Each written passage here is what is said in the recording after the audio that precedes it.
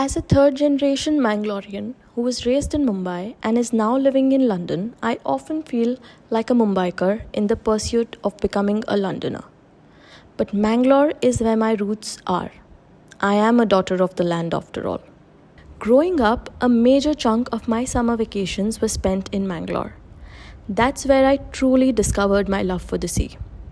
I have always been a coastal girl at heart, the kind who eagerly packs her bags just to be mesmerized by the Western Ghats. As a kid, I would stay up at night in train, staring out the window, trying to spot a ghastly spirit. A couple of times, I even convinced myself I saw one.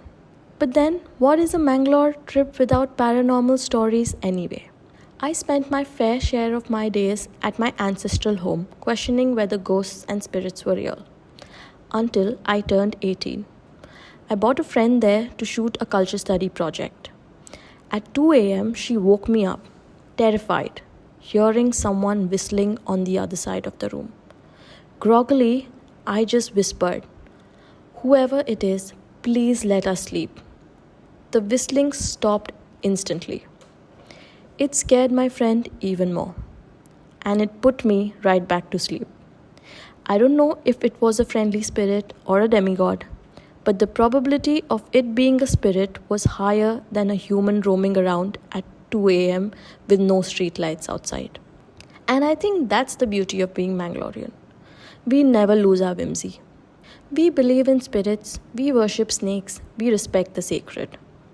I remember spending days playing around in the luscious rice fields, running wild until I spotted the very same snake that we worship.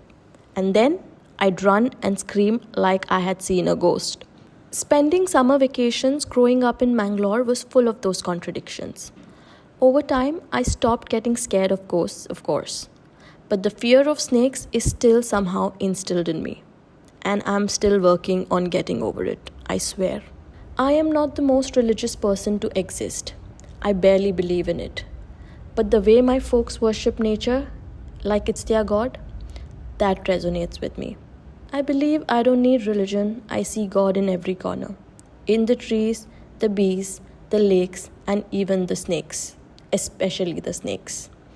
Putting the scary myths and whimsy aside, my fondest childhood memories are the days I played with the touch me not plants, where a gentle touch was all it took for them to shyly wilt away.